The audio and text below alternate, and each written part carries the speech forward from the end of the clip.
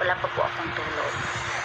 So, nandito ako para bigyang paliwanag or yung sa side ko about sa propesya ni their preacher. Hindi ko siya kilala. Hindi ko siya kilala, nakita ko lang siya dyan sa social media sa mga unos na nangyayari, diba? Inulaan niya. Busy akong tao, hindi ako nag-uusisa sa masyado. Marami po akong ginagawa sa buhay. Kaya mayroon man akong ayun, nagsishare ako ng word of God kasi gano'n naman talaga po. Kailangan magbalik loob sa Panginoon. Repentance po ang kailangan natin.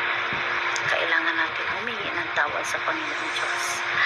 Pwede maaari magpasalamat sa oras-oras, araw-araw nating pamumuhay at huwag natin kalimutan yan. Dumirekta tayo sa Kanya. Huwag tayo kung saan dadaan. Ako po kasi ay nananalangin sa Kanya na mataimtim.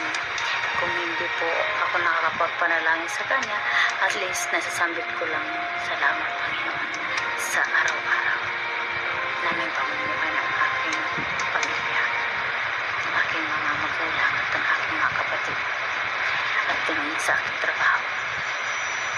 Ang propesya ay maaari pong magbago. Pero kung ano man ang propesya na nakasaad sa Bible, yun po ay hindi na po magbabago. Kung ano naman po ang binibigay sa akin ng Panginoong Diyos na tungkulin sa ating bansa, kumpara po sa karamihan at kumpara po sa taong mamamayan at kumpara po sa lahat nating mga Pilipino, I have open arms, right and left, and I have a heart and soul. Handa ko kayong paglingkuran kapalit ang katagumpayan ng ating bansa at ang kaligtasan ng ating mamamayan, lalo na sa mga kapos, lalo na sa mga walang trabaho. Maraming salamat. Hindi na po ako magbibigay ng detalye. Andito ako, nandyan kayo. Kabilat kanan, magyakapan tayo. Sabay-sabay nating paunlarin ang bansang Pilipinas. Sabay-sabay nating pagtagumpayan ang anuman trials na dumarating sa ating bansa. Dapat ang itatanghal na pinuno sa bansa ay may paninindigan sa kanyang sarili. Stand being who you are. Kasi kung papilay-pilay po ang pinuno, papilay-pilay din po ang inyong bansa. Maraming salamat. Kung ano man po ang will ni Lord sa akin, gagampanan ko po. Taos puso kong gagampanan na walang kapalit. Kasi ito na po ang gusto niya sa akin.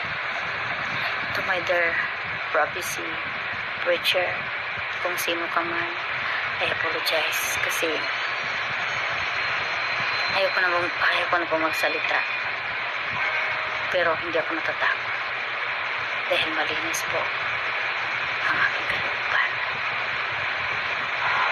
para sa mga taong bayan na nangangailangan. Mag-focus tayo doon sa kung ano man ang malaking suliranin na ating kinakaharap ngayon sa ating bansa. Mahal ko kayong lahat. Thank you God. Ipagpil po kayo, Panginoon Diyos na makapangyarihan. Mapagtagumpayan po namin lahat kung ano man ang aming naranasan sa aming bayan. Jesus, ikaw na po ang bahala. Sa iyo nakasalalay ang aming buhay. Ang kahilingan ko po na maiksam na po lahat ang mga kalamidad na dumarating. At mapagtagumpayan na ang mga suliranin namin na aming kinakarap sa aming bansa. Patnubayan mo po ang lahat ng namumuno sa aming bansa at ang aming mga taong mamamayan. Wala na po akong sasambitin kung ano po ang aking nasa kaloob-looban ng aking puso. Yun na po. Maraming salamat sa inyong lahat. Have a good morning. Kasi matutulog pa lang ako. I salute you guys. Pure prophecy. Thank you. And God bless you.